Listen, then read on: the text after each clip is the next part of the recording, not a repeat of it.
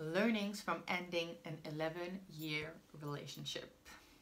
Hello there and welcome back to another podcast of The Rising Tide with Tara Barot, where I share my learnings, my life experience and much more, tips, tools, tricks that you can use, give it a try in your own life and see if it works in order to create the life that you truly want and elevate everything that you want as well.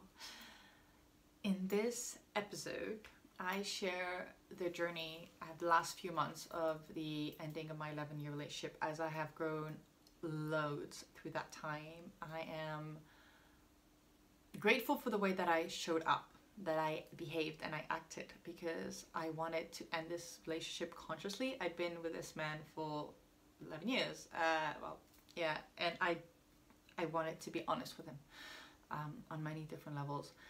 And so that was the whole conscious effort.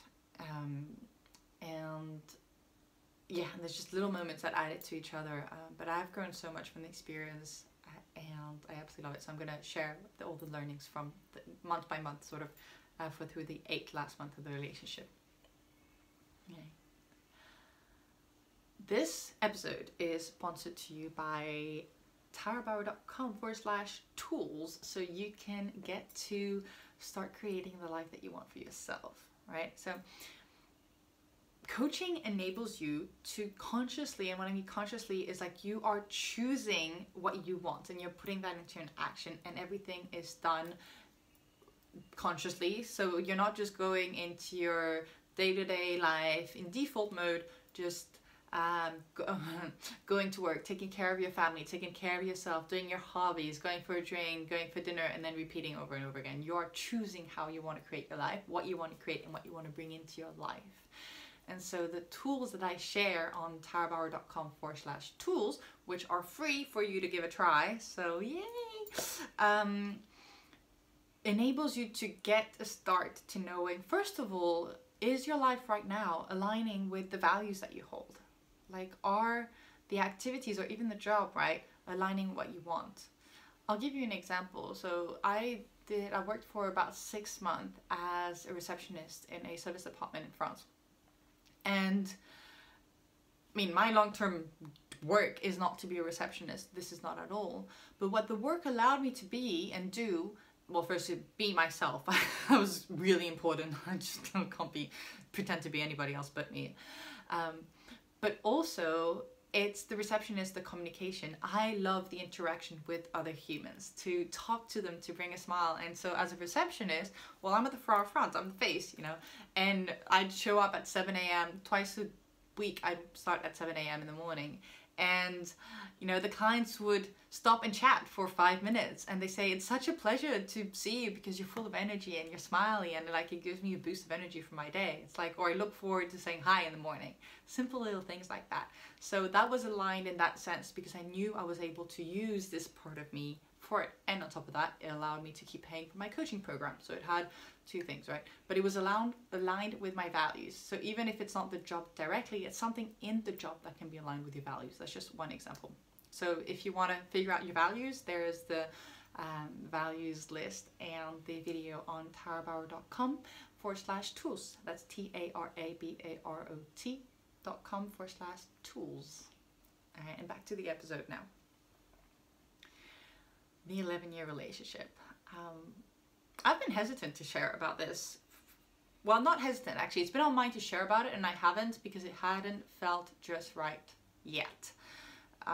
Like many other things. There was one thing about putting content online that I really liked, and it was, instead of showing an open wound when you're completely in it and you can't see the light out of the tunnel and you're feeling stuck, show the scar. So when you've taken a bit of a step back and you're not triggered, angry, pissed off, and just sharing from the I don't know what the hell to get out of this place sort of thing. There's good and like, this is one thing that I like. I think showing the in it moment also online is a great thing because most people don't. They just show like the great, beautiful, pretty stuff and you don't see the real life. But just so that you don't project onto others or judge or piss off or things like that. Yeah, and by the way, there will be swearing in this episode because this is me, so hey. That's just part of it. Not that much, but it will be a little bit. Right. I mean, when you're 11 years with somebody, there's a lot of things that build up over the years. Our relationship with my partner then was pretty good overall. We got along very well. We had similar activities, we could talk, we had fun, we laughed. And on the outside, I mean, people looked at us and they're just like, yeah, everything's good, rosy, pinkish. And actually, when I said I wanted to end it, my family members didn't understand, because for them everything was okay. And yeah, it was on the outside and everything, it was all good. I've been with him since I was 21. He's 5 years older than me. And so when I got into the relationship, actually I even think about that now, I was still at university when I met him in the UK. He was in Hong Kong, and when I came to Hong Kong for the holidays in the last, this Easter holidays for my last year, that's when I met him. And yeah, that's when I met him. So my situation at university, actually we're going way back a little bit to cover a bit of background. My situation at university, I'd always want to have a boyfriend, and the girlfriends around me would have boyfriends, and I wouldn't, and I was very upset and sad, and I wanted to be like everybody else and just have a guy who'd support me, care about me, love me, and it was just kind of an objective I had. But what happened was every 3 months I'd leave UK for about a month to Hong Kong most of the time. Hong Kong or Singapore. And so any guy, it was just like too long of a sort of break in between the time that I was in the UK, and I never found anybody, and I never had a relationship. So my goal coming back to Hong Kong was like, I'm gonna settle in and I'm gonna find myself a man, which I did. And so that was the only objective, and that was, and I made it happen. Manifestation at its best, even at an early age. And things were very easy. That was beautiful. Like, yeah, we had a similar sport interest, and that's how we got to know each other a little bit more. And yeah, and life just kept on going, and the years went by, and things was easy. And I never asked any questions. I am a people pleaser at heart. Like, seriously, people pleasing skills. And for me, in order to feel loved, and that was my reasoning and functioning until about 5 years ago, where I told everything to like F off, was be what others people wanted to be of me, and then they would be happy, and then they would love me. And so I would please, and I do it for that reason. I do it to feel loved. I would please people and do things to make people happy, to be loved, and that's how I function. And yeah, so I never really asked any questions. On a personal note, I've always tried to, same thing for the work, like to please family members, and every time that I did something that I thought that's what I thought they wanted of me, and I'm very careful of the language that I'm using, because it doesn't mean what they want from me, but it's what I thought wanted from me, what I thought was expected of me, of society, what society expected of me. Also, there was always a big fat emptiness felt inside. And yeah, it was a hole. It was like everything that I did was never enough.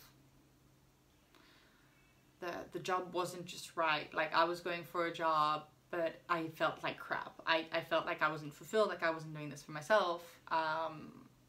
And so I just sort of try to like stumble my way through my 20s, trying to figure things out left and right.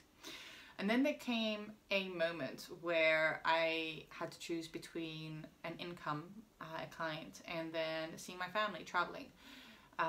The traveling was planned first, and if I stay in Hong Kong, then I would have the revenue. But in my heart, I was like, no, like there's got to be another way. I don't want to have to choose between spending time with the people that I care about and having an income.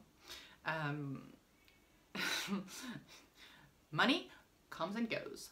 Family doesn't. Once they're gone, they're gone. And there's no resurrecting them from the grave or whatsoever. Anybody who's lost a close one will know this. They are gone. Final. Really saying. And there's an article of the 5 Regrets of the Dying by Bronnie Ware. That's really good about that. And that's maybe like, if I have any regrets, if I think that I'm ever going to regret something, not doing something, then I should be doing it. And that's how I've acted for quite a while now. And I wanted to find a solution, and that's when I started to do the self-development journey. And in the self-development journey, you work on every single aspects of your life. So you have the professional, the financial, the career, physical aspect, spiritual aspect, community, and your personal relationships. So it could be your family and also your loved one, your partner. Now by this time,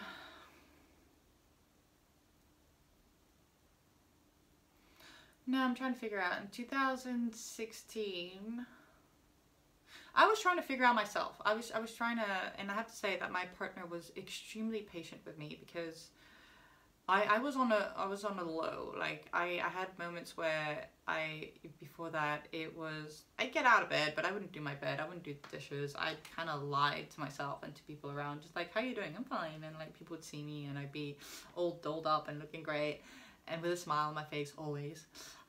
It's like, how you doing? I'm fine. And like, how you really doing? I'm fine. Yeah, that was my reply. I was like, totally okay. And completely like not feeling my feelings as well, by the way. Yeah, actually this is good remembrance. If you can't tell, this is not scripted, by the way.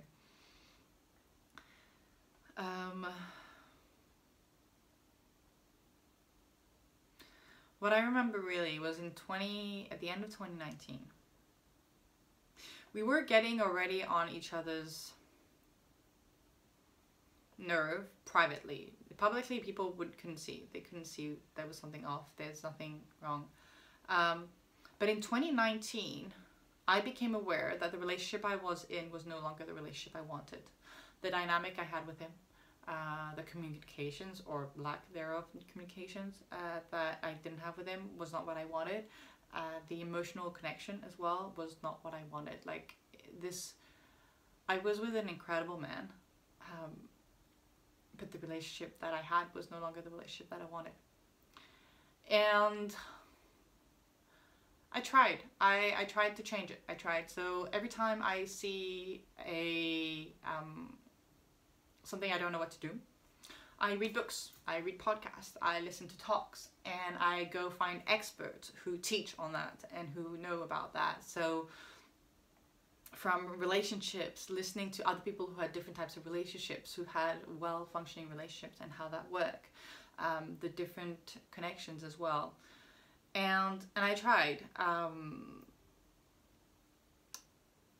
And so in December, so now let's go back, so when I realized the relationship I was in was no longer the relationship I wanted, I tried a few different things, and the growth started to increase multiple ways.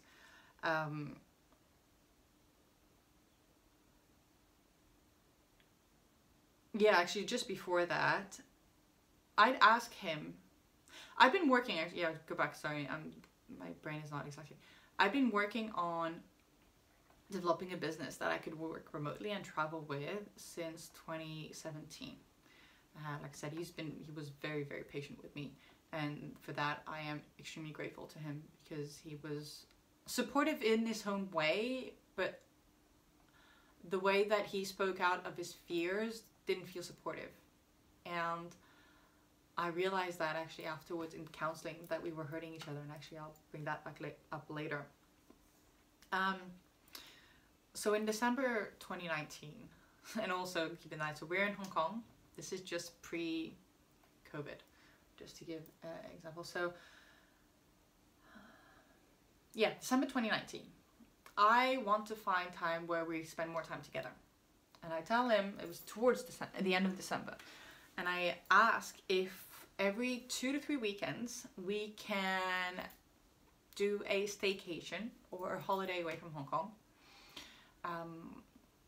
Money wasn't an issue for little staycations, especially away from Hong Kong. Southeast Asia is cheap to travel, they're absolutely amazing. So when I brought this up, and it's just like I said, so his response, I'm just gonna say what his response was and how I interpreted his response, because these are two different things, and that's also what kept hurting me every single time. So there's two different things, and also the context. So when I said that, every 2 to 3 weeks, if you can do like a staycation or a holiday, like a weekend away, and we'd done short weekends away, like we'd go away on the Friday night, come back on the Sunday evening, and we'd gone to the Philippines for 2 days. So it wasn't something that we wouldn't do as well. It wasn't out of the blue. But when I said this, because it was every 2 to 3 weeks, he was doing his activity every single Saturday afternoon. And throughout all my relationship, I never told him to not do it, because it was his thing. He's been doing that activity since he was 5, and it was his go-to happy place. He had his go-to happy place activities, and I had mine. Now, I am questioning my relationship, and I'm trying to figure out how the hell I can bring us closer together, because I am freaking out. This is not what I want, and I just don't know what else to do. And I might get emotional with this.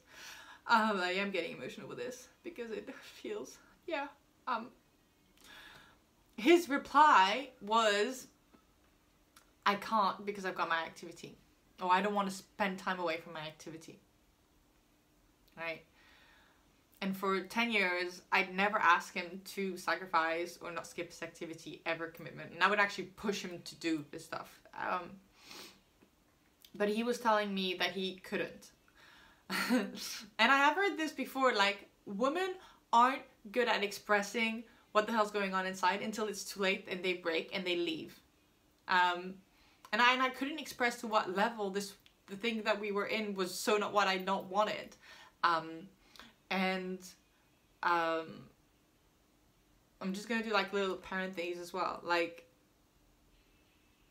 I'm relieving what I'm done through the relationship, but I have no regret, and it was crystal clear that leaving this relationship was the right choice for me, by the way.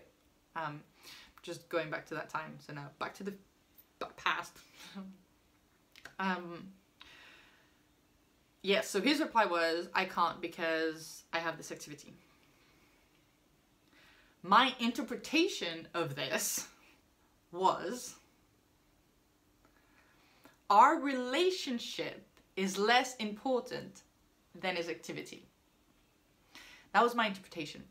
So that hurt. That really hurt. And I'm very well that it was my interpretation and it means other things. But I know you listening right here as well, that when somebody says something to you, you'll hear something and you'll make it mean something of your own. We all do that, by the way. And if you're denying this, I don't do this, you're lying to yourself. I will guarantee that. You're lying to yourself. And if it hurts, and when I'm saying this to you and I'm calling you out, well, I'm calling you forward, because I'm a coach. I want you to be your better self, because I know you can. And I'm true speaking right now.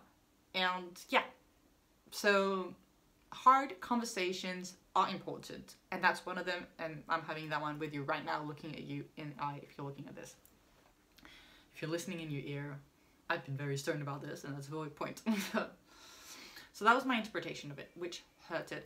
I managed to find my words to express it, and he saw it, and I was saying, you know, trying to like manage to convince him, like, I really need this, I want to be closer to you, I want to, you know, I want for us to be closer, and he finally accepted it.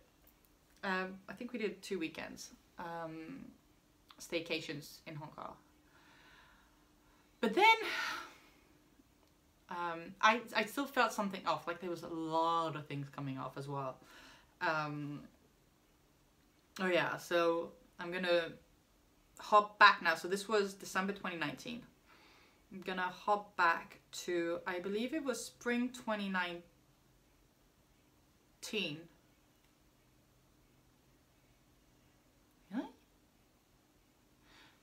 crap, okay. It's very good for me to do this. It's a good thing. I think it was spring 2019. No, it was before. It was spring 2017 or something like that. It was before that. I'd been on the pill since I was 17. And there came a time where it no longer felt right. On a hormonal, something in my body, I was being way more attuned to my body and how it felt, and learning how my body feels. And just learning to really like being the CEO of my life, my body, and just paying like the person living in the body, right in your body. Like, you are the best person to know how your body feels on a day-to-day basis. You are with your body every single moment of the day. You know its sensation. You can recognize when something's off or when something's not, and you numb when something's off because you don't want to feel it. And so I noticed something was like, something wasn't sitting right with my just something on a hormonal level, like taking the pill on a regular basis. I've been taking it for 13 years. It just didn't feel right anymore. So I stopped taking the pill. And then what happened was I felt like I was going back into being a teenager. Like, I never really felt a teenager, like the hormonal and the sexual attraction, and just, yeah, your body feeling physically attractive to somebody else just because of your hormones and you haven't done anything else. I'd never really felt that before. And I started feeling that to people whom, when I was looking at them, and my brain was like, fuck no, like, no, this was not, I could feel like there was a hormonal thing going on, which was a body thing, but my mind was like, no, this is like, why the hell are you attracted? It's, yeah. And so learning to live with that. But I could feel this attraction with people, and it's and I never wanted to act on it for any reason. For me, and I love when people say, like, I made a commitment to my partner. We weren't married. We weren't married, but I made a commitment to him. And it was clear for me, and under no circumstances was I gonna stray out of that commitment. People was like, oh, when you get married, and I was like, if you're not committed after, and I kept saying this, like, the 5 years, 7 years, or 10 years of relationship, a marriage ain't gonna change that commitment for crap. So yeah, so it was never in my mind, but I could feel that attraction growing. And also, man, I learned so much on the pill. Oh my gosh, this is interesting because I'm not super at ease of talking about this, and this is something that I do want to share because it is so not talked about, women and the hormonal system. And I will share a story, just like a side thing of how, like, doctors have very few doctors pay attention to the woman hormonal cycle. And yeah, so I'd heard, alright, and actually there's more and more studies coming up on this. When you're on a hormonal contraceptive, which I was, you are changing your communication system from your reproductive communication system of the reproducing organs. And therefore, you might find yourself attracted to people who you normally wouldn't find attractive because your whole hormonal system is off balance. And I'd heard about this before, and I read about this as well afterwards. I went a deep dive into reading about the female hormonal system, how it functions, how to also balance it. Also, you know, how very painful periods are commonly accepted, but it means there's a hormonal imbalance in your system, and it could be helped by foods and different things that you can do. This is not my words. These are researchers that have done this for many years, like 10-20 years worth of research, and they've put those research into books, and I've read those research, and because I was interested in that and I wanted to know how my system functioned. And yeah, so I found myself attracted to people that I didn't think I'd be attracted, and I also didn't find as myself attracted to my partner. That shifted. But yeah, so January 2020, because of this, and because I did not want to cheat on my man, I asked for an open relationship, which he straight said no. And then we talked, and he's like, please don't. And I'm like, okay, fine, I'll respect that. And I respected that till the end. But that was to the point that I did not want to stray. He did have a freak out, but apparently it wasn't big enough. That's my judgment again. But he did have a freak out. But yes, I promised I wouldn't, and I kept my promise again till the end of that relationship. Now in February, a couple things happened in February. I did a holotropic breath work, which was more on a personal side, and actually that was a beautiful experience, because in that session, so holotropic breath work is a whole session. This was morning, where there was the grounding, you talked about it, you talked about what you wanted to bring up, and then you go through the breath work, and then there's another grounding at the end, and you talk and you share. The breathwork session is about an hour and a half, depending on the time. The idea of the breathwork session is it has a similar effect as psychedelics, but without taking anything, which is the great thing, because it is 100% legal. And in that breath work, I came to understand that I was enough. Now, what I like about the session, and also the explain of it, is like whatever comes up, like whatever you need to hear or untag, or whichever comes up, like this is your subconscious underneath. I'm on video if you're wondering why I'm trying to like talk about things. So just visualize that you have your subconscious underneath the layer, and you have the conscious on top of it, and whatever is just underneath the subconscious will come out during the holotropic breath work, and something will come from there. And so for me, that was one of it, that I was enough, and so that came out. Another thing also in that month is I started reading books on femininity and embracing your femininity and the woman side of you. Books Untamed by Glennon Doyle and Pussy by Mama Gina. Incredible books, by the way, if you want to like feel your feminine empowerment, power, and just like understanding. I loved those. Were eye-opening books. Actually, from then, it was interesting, I changed how I dressed. I accepted my body as it was. It was the first time then, at that time, and I remember it, I had a shift where I truly loved my body for everything that it is. All the scars, the stretch marks, the lines, all of it. I embraced it to whole. I find myself so beautiful, and I started dressing what I call as practical sexy, which meant I love to move and be flexible. So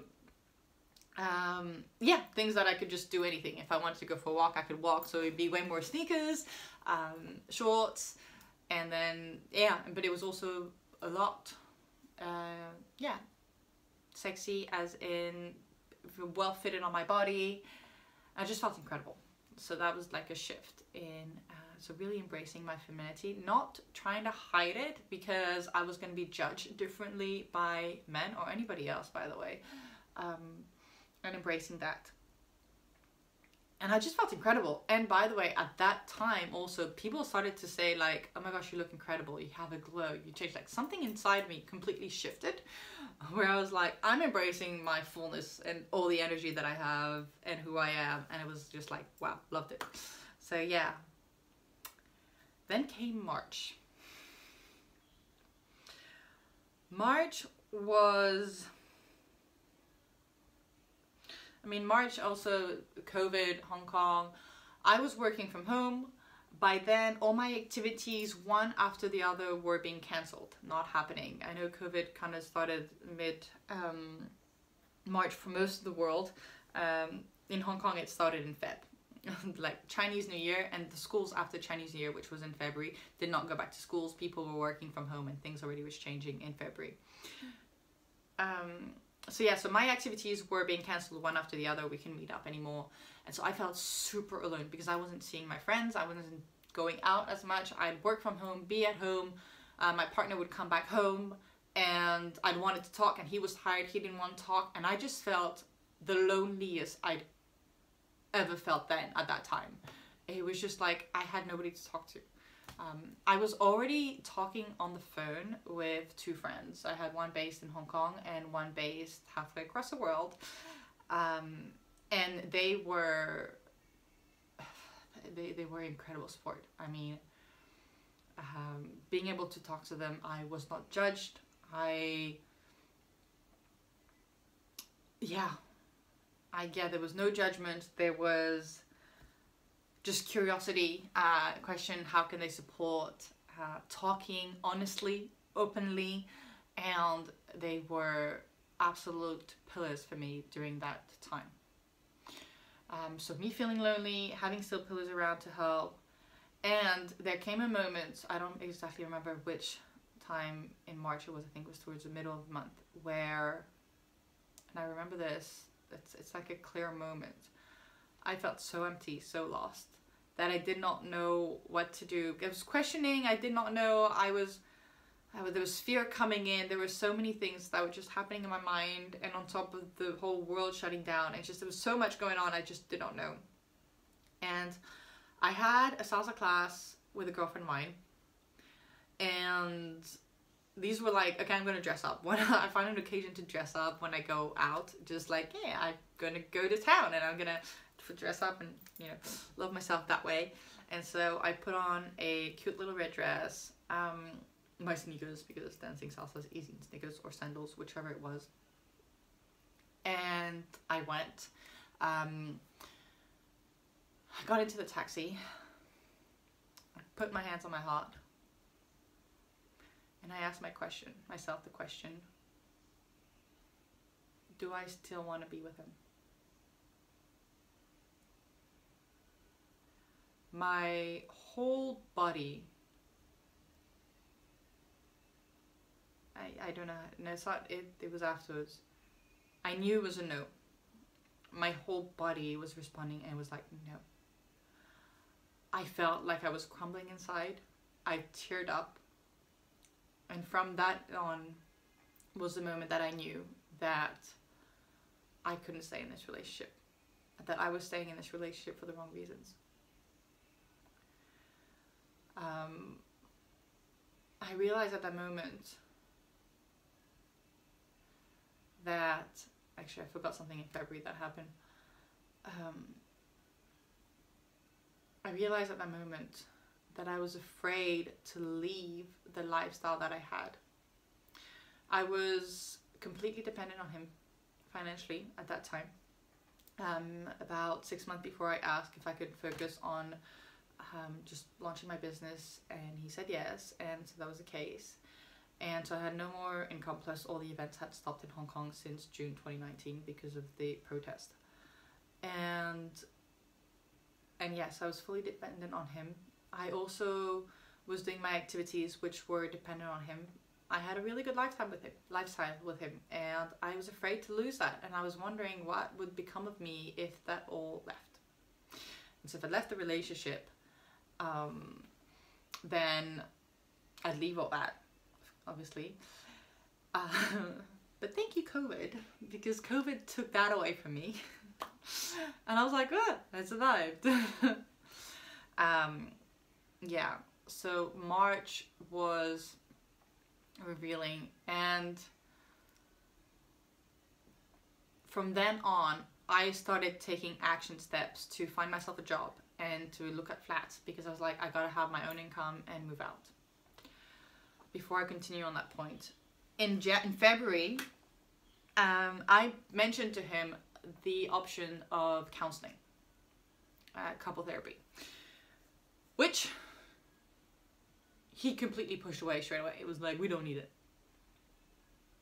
Now, as I'm recalling this, by the way, like, there's a lot of flags that I raised. This is like 3 months, right? We've got December, January, and Feb. These, like, in December, I'm asking to spend more time with him. And this is in hindsight, and it's like way easier to see things in hindsight than it is when you're right in the middle of it. So I totally comprehend that, okay? But I don't know, if you're like a guy listening to this, just like pay attention if there is things like that. But yeah, like, I was asking to spend more time together because I wanted us like to grow the connection. I asked for an open relationship because I didn't feel like, yeah, I don't know if I explained completely myself, but yeah, I just asked for an open relationship and I said no, and I accepted that. And then I asked for counseling because I wanted help, because by then I was like, I can't do this on my own. I don't have the tools to be able to communicate or to fix whatever needs to be fixing or change whatever I want to be changing in the direction. I need help. To the counseling, he said no, first of all, like, we don't need it. And then the second blow, really, and I felt like a blow, was it's too expensive. Again, putting everything into context.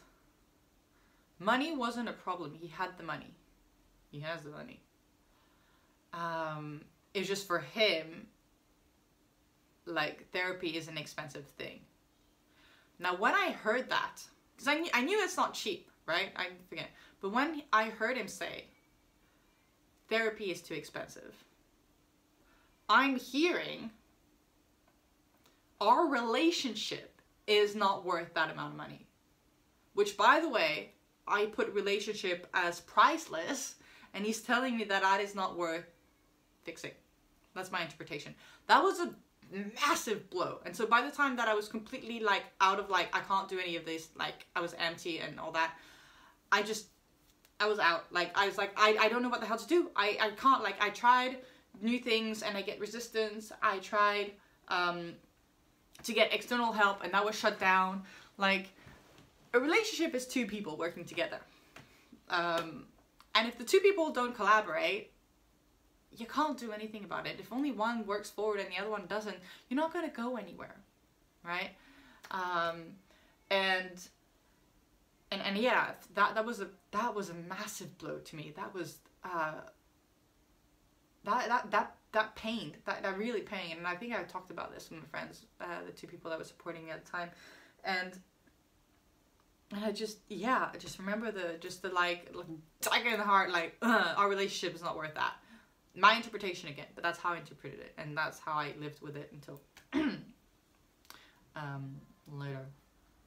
So yeah, so I'm looking for jobs and I'm talking to people to figure out the skills that I want to be using in my future jobs, and I'm looking online for apartments to be moving out. And so my plan was, when I felt that feeling I was describing, was to find myself a job, find myself a flat, and move out. Then my kindness side came up and I was like, I can't do that to him. I can't just get up and leave once that happens, because that was the plan. The plan was not to tell him anything and just to get up and leave. And I was like, I can't do that to him. And towards the end of the month, March, he came home and we just sat, and I told him, I was like, that's where I'm at. Like, I don't know what to do. I'm currently for jobs, I'm looking for flats, and I plan to move on.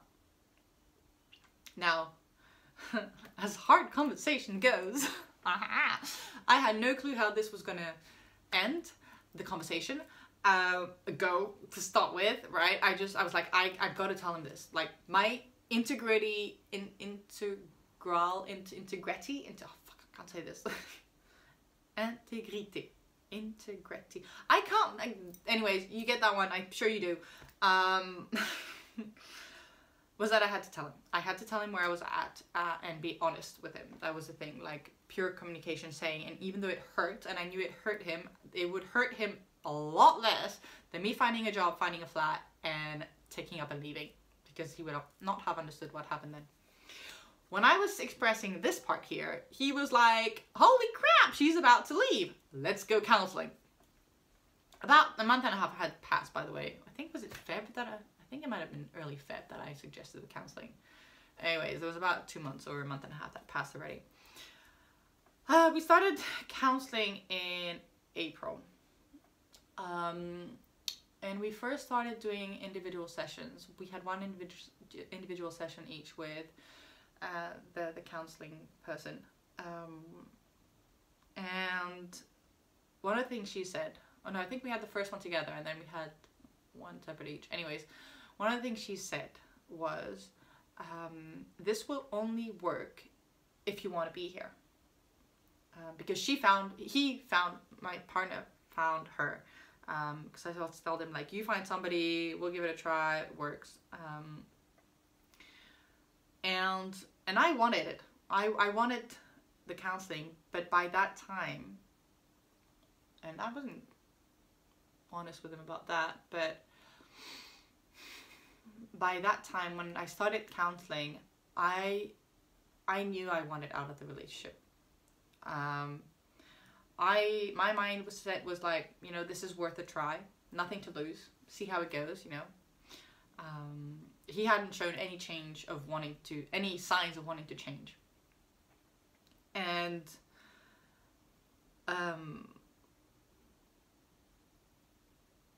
yeah, and I knew that I was going to be able to learn stuff from her. I knew that I was going to be able to learn relationship tools, which I did, by the way, and it was incredible. One of the things that I've been doing since my self-development journey in 2016 was every time that I'd read a piece of content, that I listened to a podcast, that I'd see anything, I would take one thing away and apply it in my life as many times as I could. As like repeat, so that it would come in, I could see if it worked or if it didn't work. If it didn't work, I'd drop it. And if it worked, I'd keep it. And I kept using it because it was golden.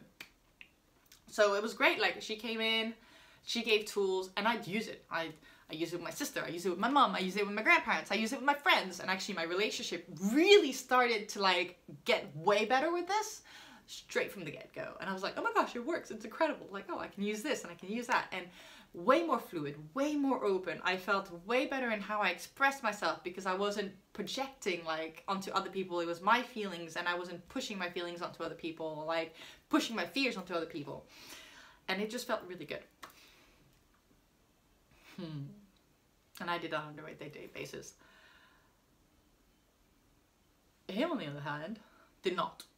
And so every time something would come up, and we've been, so April, May, so yeah, April was part of that.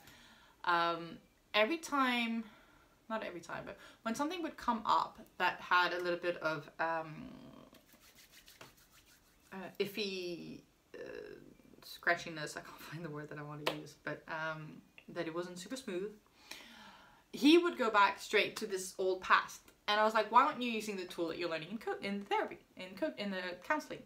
And he was like, oh, but I never use it with anybody, so it doesn't come natural to me. And I was like, well, just use it in every single scenario. And he was like, oh no, but I can't do that. Another blow. And I was like, are you serious about this? Do you want this to work or not? And this was another one. It was like, bam, like, no, that's not how I function. I'm not going to change how I function. Like, and so of course, if you use this only when things go bad, then you actually don't know how to use it. Like, and that's one of the things actually, and I say this to anybody who's in a relationship with love, like, going to therapy and counseling when you're already in the shits is the wrong fucking time. Like, you are on survival, triggering, fear mode. You're not rationalizing crap. And therefore, anything that's new, you're not going to be using, because you're going to use anything that's already settled in. So if you do counseling, therapy, or you have these tools already with you beforehand, and then the bad stuff happen, you can use everything that you've learned in that situation. You might be on survival mode, but you have a toolkit to be able to use in that situation. right? And that's one thing that was a big aha, and I was like, oh my gosh, today now, anything that happens, like if there's a triggering moment and it's with the person opposite of me, like if I can see them triggered, if I see them in the shit, and normally they would have a go at me and I'd respond and I'd react and I'd have a go, I don't do that anymore. I can see what's going on. I can come back to my centered self, know that it has nothing to do with me, but they're going on with some really bad stuff, and I can completely be present for them, right? And that's one person. If two people have that capacity, wow. Hey, it's a shitload of work. I'm not getting me wrong, huh? I've been working on myself for quite a while, and I mean, the benefits of it are absolutely incredible. And I would recommend this, seriously. Like, we don't learn communication skills as we grow. Very few families out there will pass on the communication skills to their children if they have it.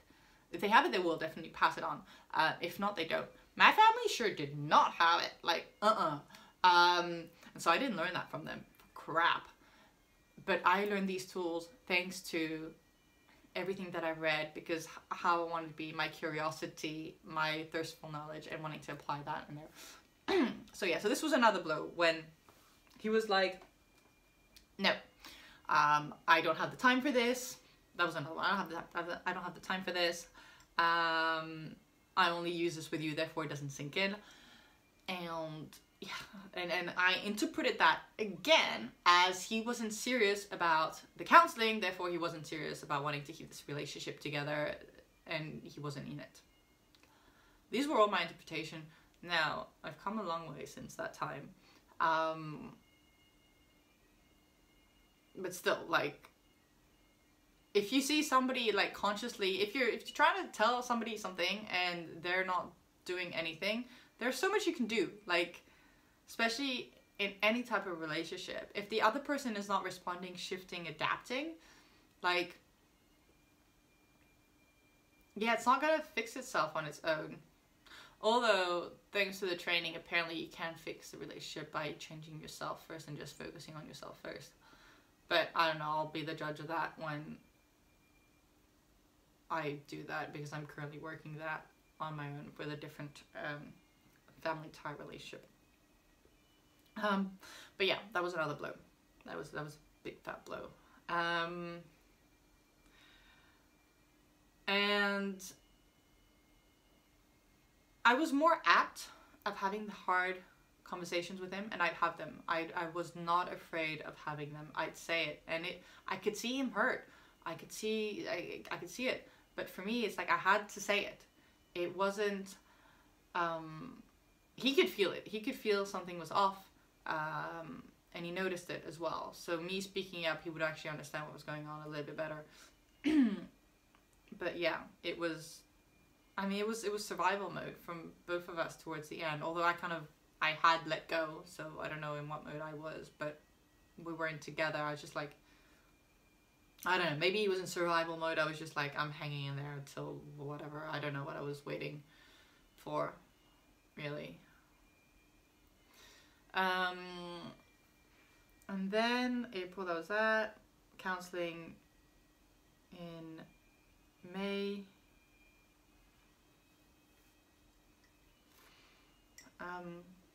Oh yeah, in March, when I knew that it was the right choice, I started talking to, oh yes, shame. That's a topic. I started sharing what I was going through with my sister and my mom.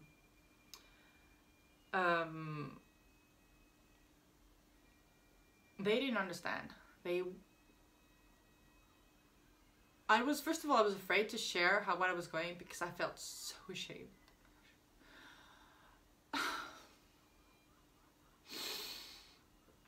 I felt so ashamed because I wanted to end what everybody perceived as a good thing. He's still is loved by all my family. He still hangs out with family members.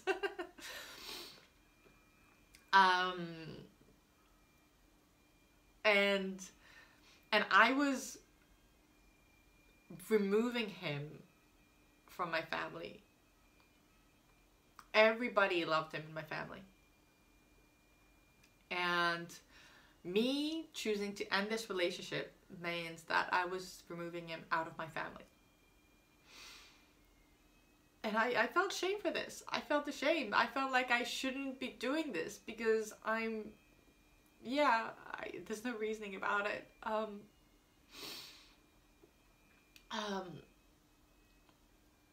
Which when I actually expressed my shame afterwards, people's like, oh, but you shouldn't have felt the shame. And I'm like, well, don't tell me what I should and shouldn't have. Like, if I felt that way, it's because there's behaviors before that, you know, you have expectations, and I interpreted it in certain ways, and that's why, like, I believed that I needed to be a certain way in order to be accepted and loved. And also, my career wasn't what I thought my parents wanted from me. So I felt a failure in that perspective. But I had the man that everybody loved. And so if I removed that, I was gonna be a big failure. Fucking shit.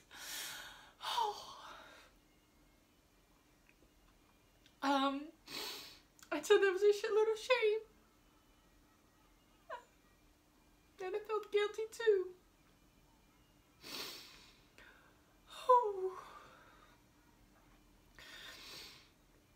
Oh, crap.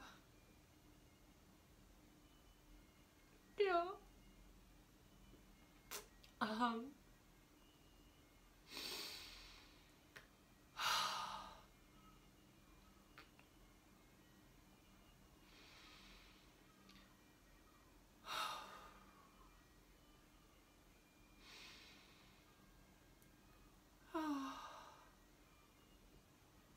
Yeah, there's a silence. I'm crying at just being with what's going on.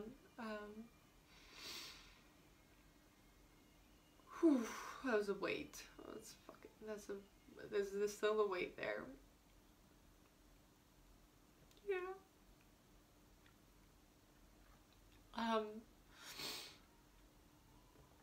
Another reasoning that came from family members was, but you've had such a good relationship, so why ending it? Why do you want to bring that apart? And I was like, it's not because you had a good thing that you should keep continuing if you can't foresee the future that you want. For me, that didn't make any sense. Like, great, you had a good thing, then accept that, and if this is the end, then this is the end. And knowing that it wasn't meant to be. Yeah, because the family members try to convince me to stay in the relationship and to try to do everything to fix it and do it, and telling me ways to fix it. It's just like, you have no idea, like, what I've read, what I've done, what I'm working, and I wasn't explaining throughout the deep and end because I was afraid of more judgments, more telling me how I should be and I shouldn't be. By the way, 4 years on, my mom still tells me how I should be and shouldn't be. So she's been telling me since I was born, and she still does it to this day. She still tells her mother how she should and shouldn't be. So that's still a thing. And which my grandmother just replies by saying, like, fuck off. Which I love when this happens. I completely signed up. But yeah,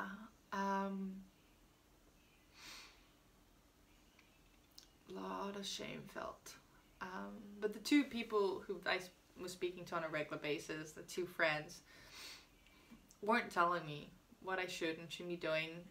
They would share stories, they would share their personal experience, they would ask questions, they would stay curious. And they would just show support. They would just, you know, tune in into how they thought I could use support, and they would ask me, like, how can I help you? How can I support you? How can I be there for you? And that was incredible help. Right now, June. I was with therapy, with the counseling. I kind of had. I went on it saying, you know what, we have nothing to lose. Let's give it a try. Let's see how it goes. Just open-minded. No particular outcome in mind. And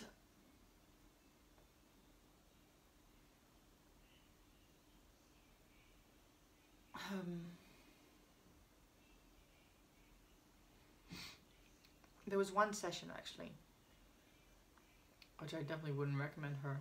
And it's, anyways, it's like, there was one session, and because the sessions were recorded and then we could watch them afterwards, that I know this was what happened.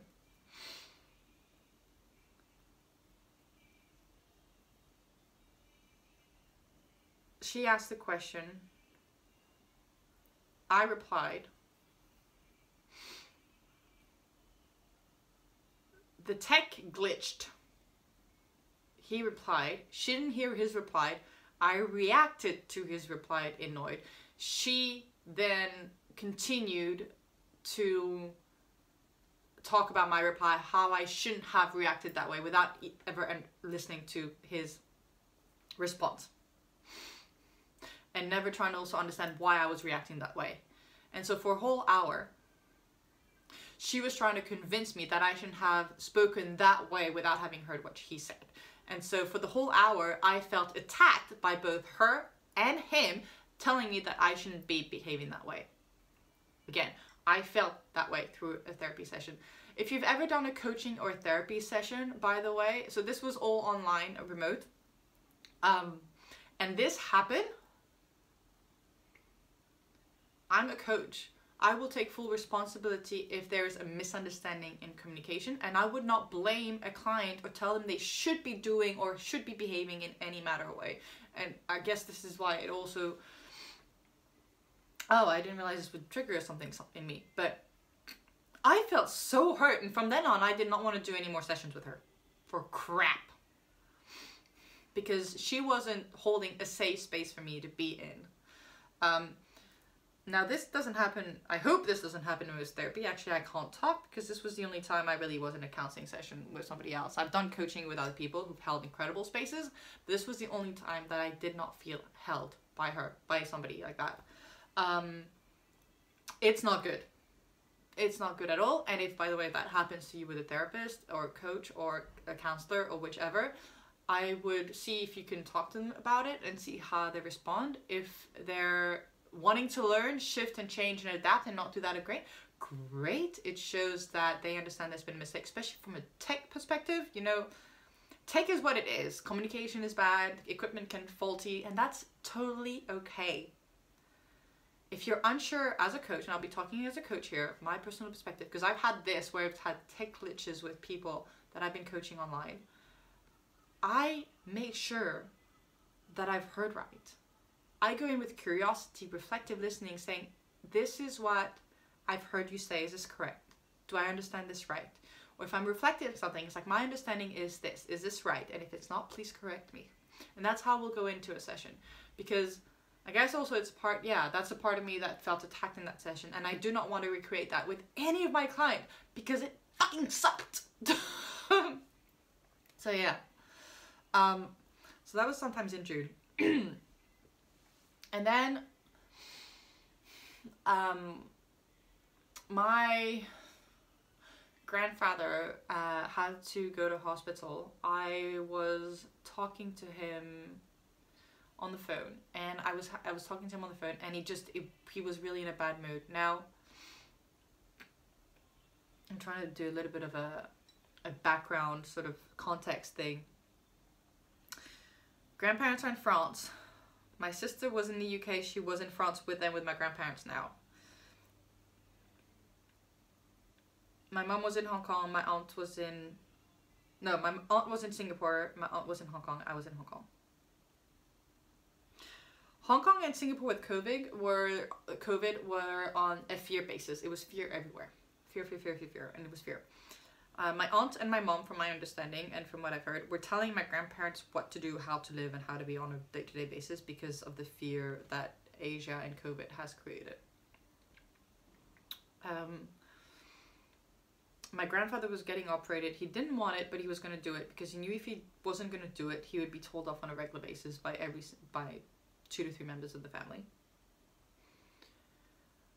But I was talking to him and I could feel that his energy wasn't in. Also, my sister was there and they were told not to see my grandparents for an incubation period of time because of COVID. My grandparents couldn't give a crap. I'm not saying it's right or wrong, I'm just saying the situation. And yeah, my grandfather was just, I guess, with I don't know, with everything that was going on. Anyways, I was afraid, and the question came to me. It was a week. It was middle of June. When after I talked to him and he really wasn't on his best, I was like, I want to go to France. Because if he has his operation and everything turns out fine and I've gone, then great. I will have an extremely great summer with people that I love. If ever I don't go, it goes bad and he dies, I will regret it forever of not having gone. And I did not want to leave without regret because I've done choices before in the past where I haven't done, not about death, but different, just holiday family time. And I haven't gone and I've regretted not going. And I don't want to live with that anymore. I don't want to create any of these times that I live with that. So I will go for it. So I think the conversation was on Saturday. On Sunday I talked to my partner and I booked my ticket for the next week because my birthday was coming up. And I was leaving the day after my birthday. Well, actually, the day after, after my birthday.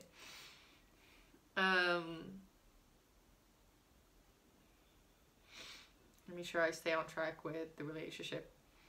So leaving the day after the birthday. Yeah. Went to France.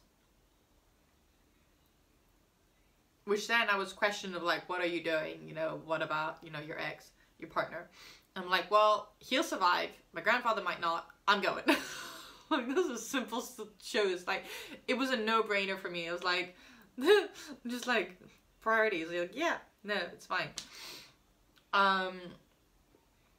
In France. Hong Kong was getting a little bit better with COVID by then. Slightly better. I think towards... Yeah, it had it up and down. And then July came. I was in France. I was working remotely. I mean, mentally, it was a weight. There was multiple things that made it that it was mentally very heavy. Because of family things, of COVID, and the relationship. We talked on a regular basis for long periods of time. And then COVID picked up in Hong Kong again. Oh, here you go. Crazy thing. So July 2020 in France, the people had been in confinement already like for a month or so in April, I think, or maybe May. I'm not quite sure, but around that time. But when I arrived in July in France, where in Hong Kong it was super strict, people restriction, mask everywhere, like super, and it was COVID all the time. You talk about COVID everywhere, constantly, non-stop. I arrived in France, nobody's wearing masks at the airport, people aren't wearing masks in the streets, it's like COVID's not really a real thing. And so having lived with like 5 months with this like full blown out in Hong Kong and coming to France, it was a breath of fresh air in a way. Like really, like I was free again. I could go to the beach, I could walk, I didn't have to wear a mask, there was no constrictions, I could pick up activities, I picked up dancing again. I did a whole bunch of things and I felt like I was living again and I didn't feel alone as well. And I did not know if I was going to come back to Hong Kong either early August or later. There was an event that I was thinking of going to, so it's like it doesn't make sense to go back to Hong Kong and go back to France because they're long flights, so maybe stay over just for that time. And so I did not know when I was coming back. So keep in mind that it was uncertain with my partner then, and yeah, we still had conversation, we still talked, we weren't doing counseling anymore. And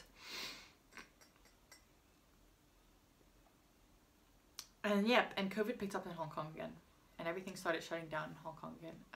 The city was never shut down, but the rules got strict. There was never any confinement in Hong Kong. Everything still kept open, but you had to be 2 people, limited. You can't meet up in big groups. The social group activities changed. Like, there was very high limits going on. And I feared, like, when that happened in March, I felt so alone. I had nothing to do. It was just, it was a really, really bad time, a very low time. And I did not want to relive that. So when I was thinking of going back to Hong Kong to that, it scared the shit out of me. Like, I didn't want to go back to that. I didn't want to feel alone. I didn't want to not be able to... actually, it was mostly feel alone. Oh shit. I've just finished reading a book called Braving the Wilderness by Brené Brown, and I recognize it. There's a scientist in there about loneliness that say, like, when you're thirsty, you drink. It's your body's way to tell you that you need to drink. When you're hungry, you eat. It's your body's way to tell you that you need to eat.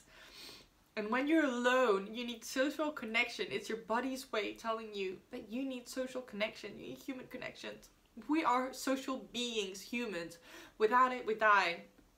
Research shows that when you feel lonely, you're 40% more likely to die. 40%, right? And I'm sharing this now because, like, this is how I felt. I felt scared. I felt scared of feeling alone, of feeling like I couldn't belong to anything. I couldn't be part of anything. I was going to be all alone again because he had his full-time job and all my friends were secluding themselves at their homes because of their own fear. Like I said, there was a whole fear going on with COVID, so I completely accepted that. But I felt alone. And here I was in France with my family. I spend the morning working, I eat with my grandparents and my sister and the kids, and then we'd go to the beach in the afternoon. And I was not alone.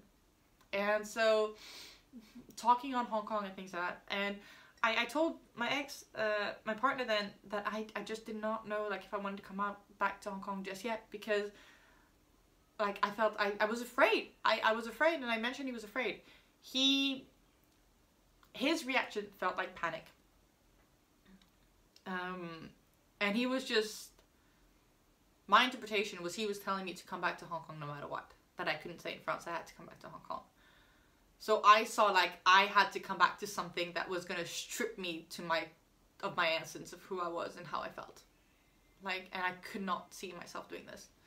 And I didn't feel supported. You know, I felt once more told to do what I should be doing, told how I should be living. And I was starting to, like, push that off. Like, I was really starting to, like, stop pushing people away who were telling me what to do. Because, like I said, for about 32 years of my life, I would just do that. I would do what people were telling me to do. Subconsciously or consciously in one way or another, to be loved and feel like I could serve. But I was doing it. That scared me. And so the interaction wasn't, I didn't feel supported by him. I didn't feel supported by him. I didn't feel like he was taking on any of the tools that from the counseling. Yeah, and actually later, I mean, it's a comparison, but I have a good friend who went back the same summer to see her brother as he was going to hospital, and she felt the same. Her partner's reaction was he told her how much he loved her, that he was there for her, and he sent her a massive bouquet of flowers, just telling her that she's like everything for him and he loves her, and he wants her to be happy and to be well. And yeah, And when she told me that, I was like, oh my gosh, I just wish I had more support from my partner. So yeah, I felt again lost. I didn't feel like I was going to go back to something that I wanted, which again is the theme, right? It was no longer the relationship that I wanted, and that came up like, this is not what I wanted. By then, by end of July, I think, I'd made the decision that I was going to end the relationship. But because I was in France and he was in Hong Kong, that I didn't want to end it over a phone, and also we lived in the same flat and all my stuff was there. So there was a logistic part of it. And also, I mean, I'd wish, and nothing would have changed anyways, like I said at the beginning of the talk, like this is the good choice, and I would not change anything of things. But I kept asking him how he felt, how he truly felt, right? I would express I was hurt, I was fearful, I would share that with him. He would tell me like, I'm okay, like it's not good, but I'm okay. He would never express his feeling, or it said like, I would ask, how do you feel? And he goes, I think. I love when people are like, how do you feel? I think it's not a good idea. How do you feel? I think it's gonna fail. How do you think? How do you feel? And so on. Ooh, I need a drink, sorry. Not sorry, I need a drink. I'm drinking.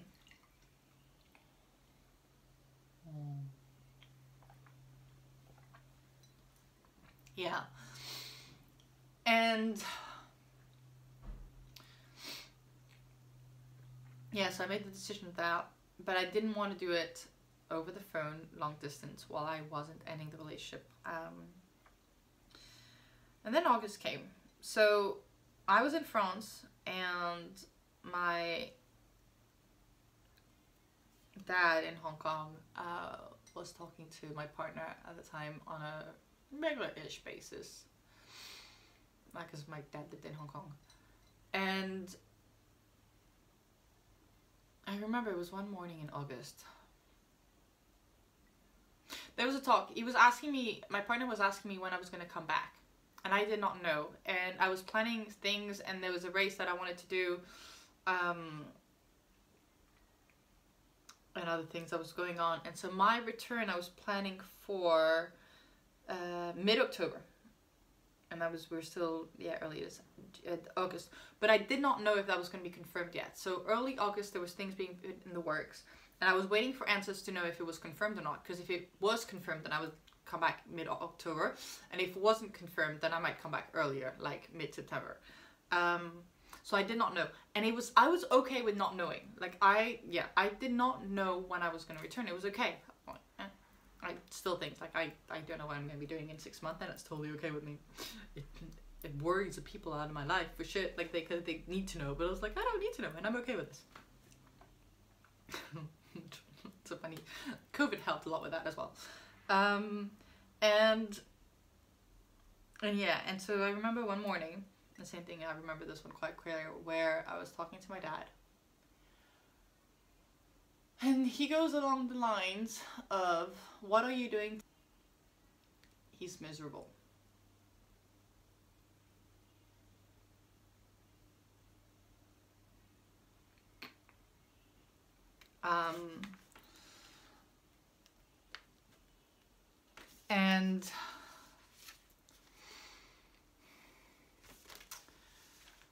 And then I was like, crap, like, I can't keep this dynamic going.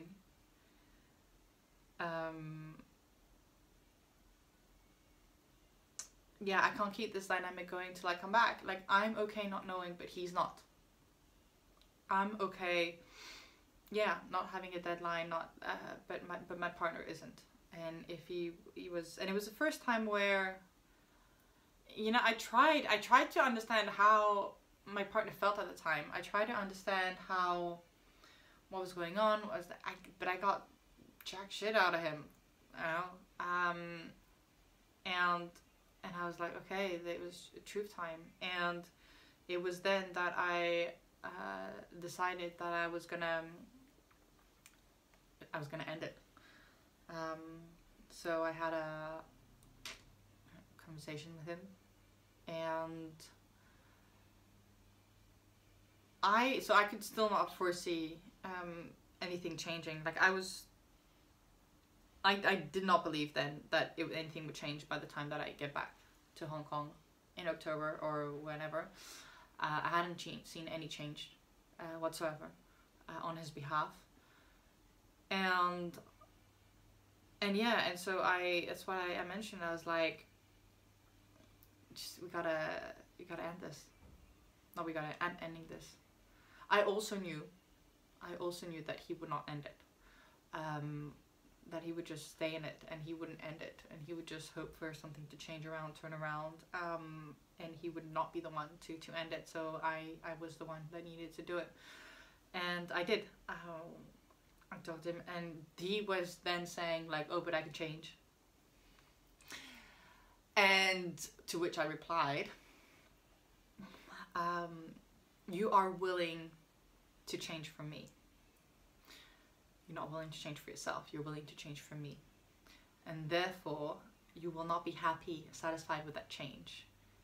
And you will always hold me accountable for that change and blame me if there is things.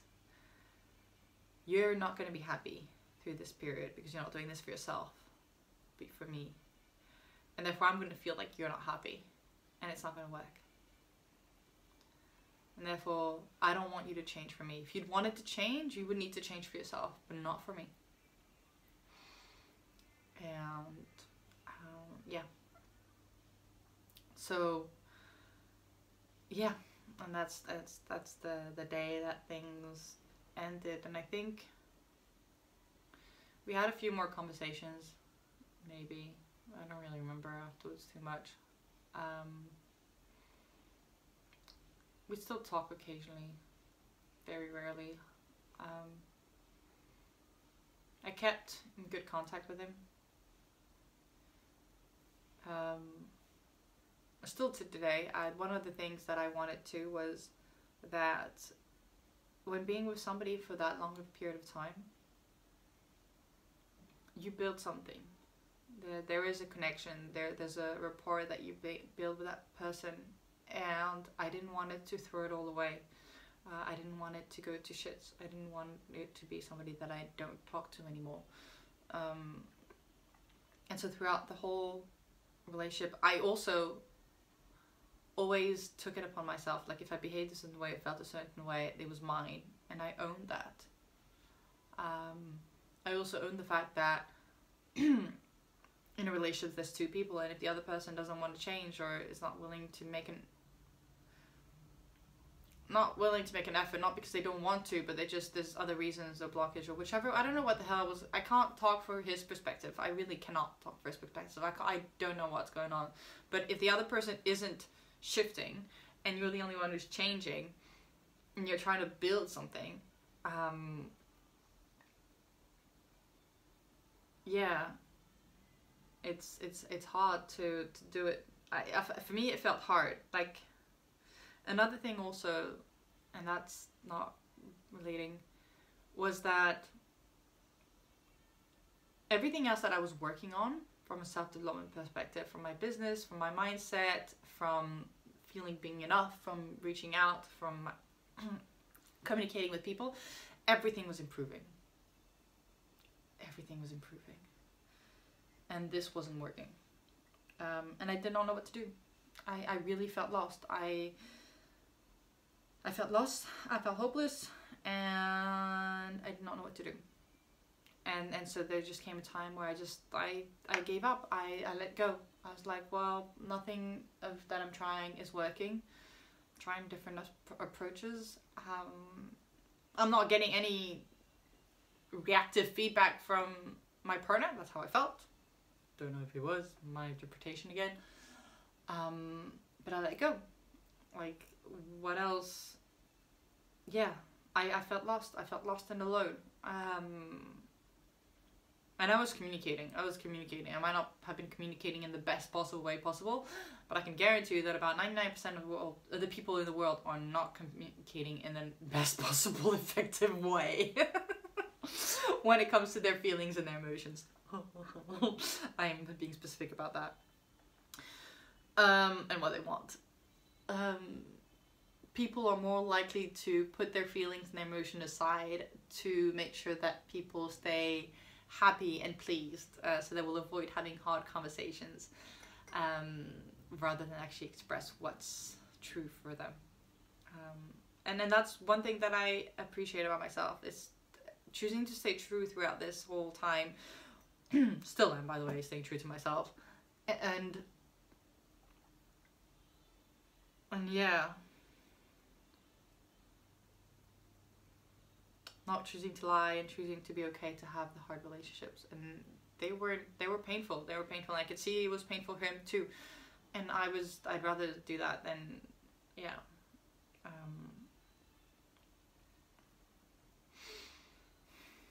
So yeah.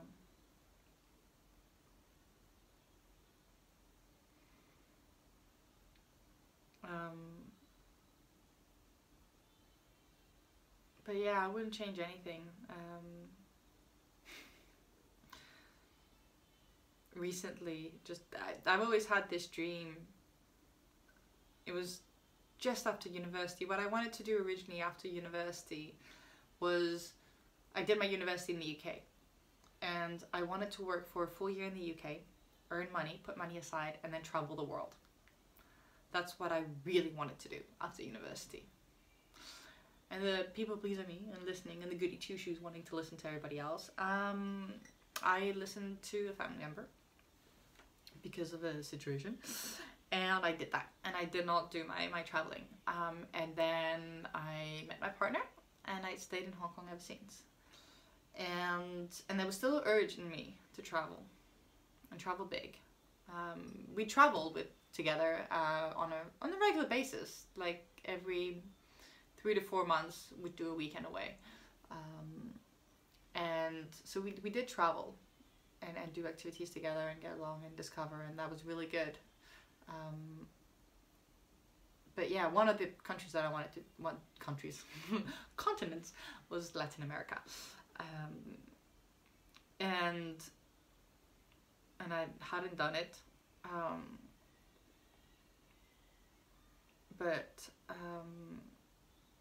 But yeah, so I recently was talking, and he's happy in Hong Kong, and he's planning on staying there, and I'm creating a life where I can work from absolutely anywhere in the world, travel at the same time, and be with the people I love. That is not required for me to be in one area.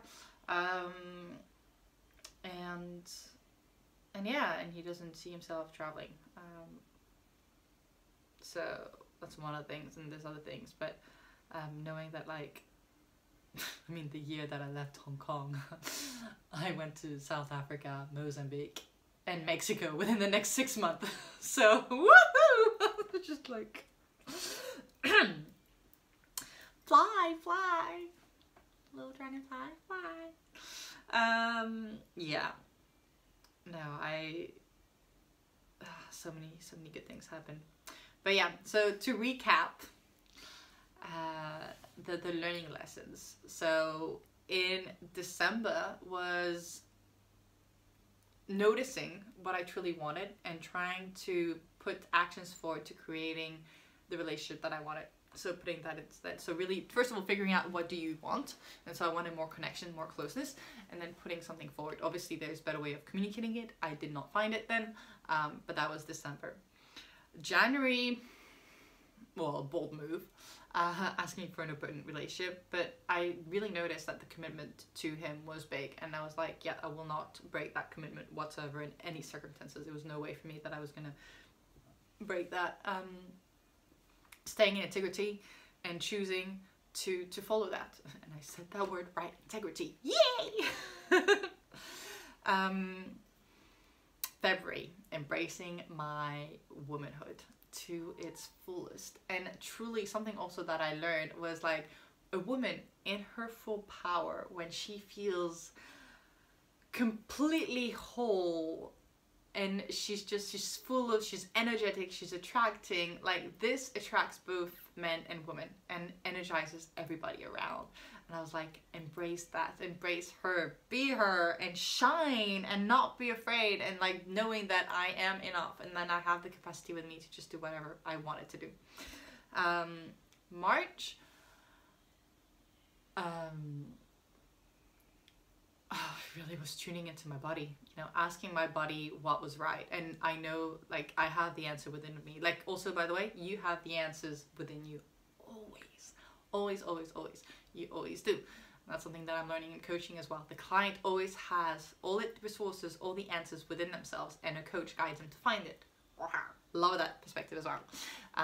But yeah, I just tuned into my body, really paid attention to what I wanted, and then I followed. And it was interesting because from that day onwards, I just knew what I need to do a little bit better. And also, same thing, staying honest with him. So choosing to have the hard conversations, not knowing where it would lead or where the conversation would lead or what I would do. At the end of the conversation I had with my partner, when I was telling him that I was looking for a job and a flat to leave, I was like, well, what does that mean for us? I'm like, I don't know. I'm just letting you know what I'm doing right now, like keeping you up to date. But I have no idea where it leads. And just communicating with the person in front, even though you don't know what the outcome's going to be. And that's okay. You don't always need to know what the outcome's going to be. Just like your next step, and that's totally okay. Counseling the next month. That, yes, counseling. Well, first, if you do want to find something you're comfortable with, whether it's counseling, therapy, or coaching, it's like dating, ironically. But yeah, you want to make sure you find somebody in front that you feel safe and comfortable with to be able to guide you through anything. So you might not find on the right one straight away, and that is totally okay. Don't give up if that's something you truly want to do. Keep researching, keep testing out different people. People who are serious about this, by the way, will offer a session, even if it's a 20 minutes or 40 minutes or something, for you to get to know them and see if there's a good vibe or not. If people aren't open to doing that, then, you know, try somebody else. Or if you do like that person and you have a good feeling, maybe then just pay for one session, see if you like it, and then you can buy a package afterwards. But I would recommend any human being, if you haven't learned communication tools will improve all of your life. It will improve how you function at work, which also means your likelihood of increasing promotions, because you will have better communications with your colleagues, with your bosses. You will be easier to work with. Therefore, you would be the person that people want to put forward because there's an ease about you, right? In relationships as well, family, friends, or love relationships, there's an ease about it. It's easier to communicate with people, to create connections, deeper connections with each other. And when shit hits the fan, you have the tools enabled to surmount whatever is happening, which that is like, you're just not in survival mode, but you have the toolkit for your survival mode as well, which really, like, anybody would recommend to do that. And then in June was really following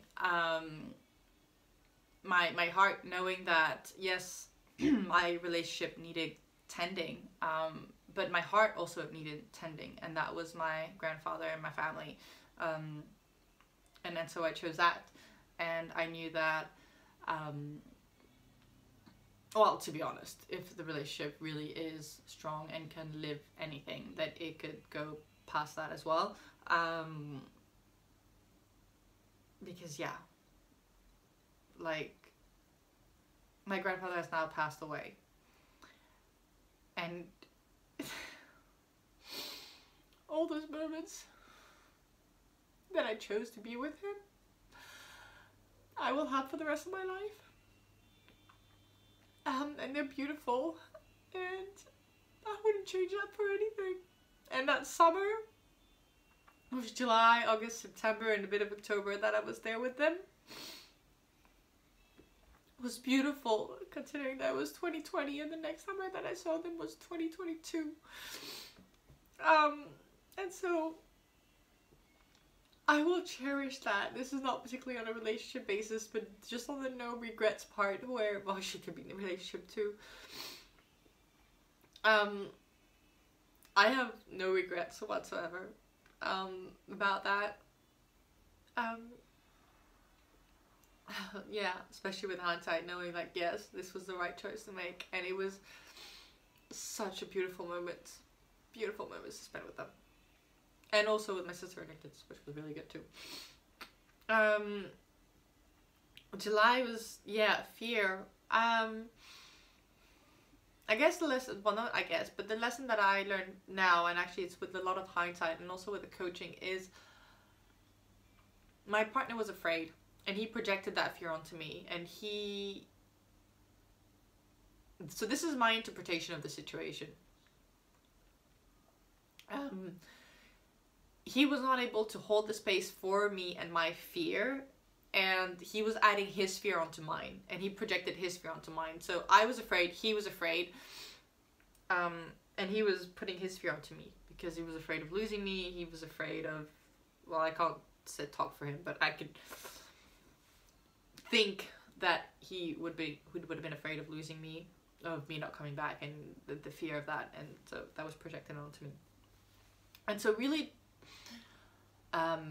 working on yourself first to be able to recognize that, because now in a situation where somebody's projecting fear onto me, I can notice that it's theirs and not mine, and even if I'm triggered and something's happened, I can still pay attention to what's mine and what's the person in front of me, and so I won't take double sort of emotional weight, because I can do the separation of the two. Sorry. This is going a little bit longer than I thought it was, and I do have to go in a bit. Right, and August. Again, not being afraid of having the hard conversations. And also that's something that I've learned afterwards, but is you can't make somebody change if they don't want to change. And pushing somebody to change for you is the wrong reasons to make somebody change.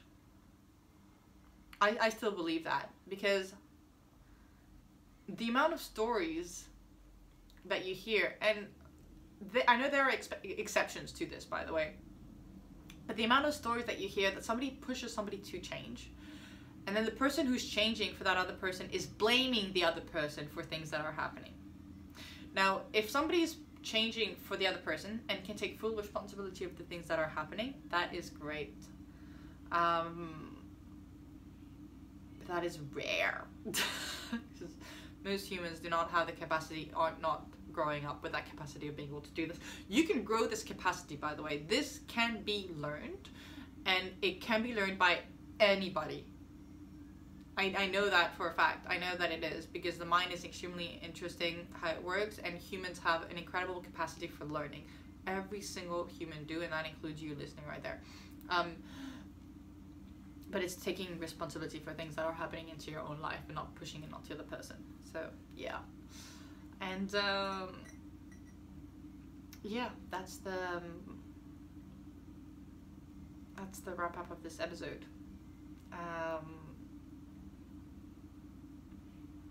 Thank you for listening all the way. This is a long episode.